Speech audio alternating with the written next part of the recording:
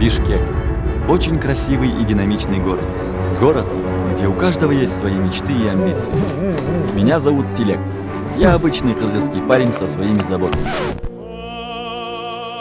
Но что меня сильнее всего удручает? Я таласский, а похвастаться-то мне нечем.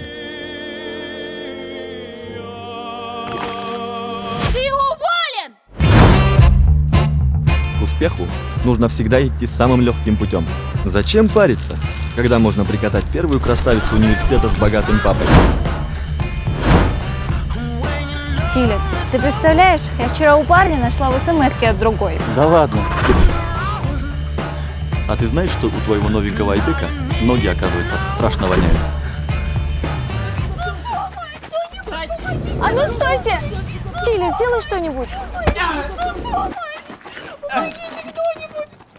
Вот это настоящий рыцарь.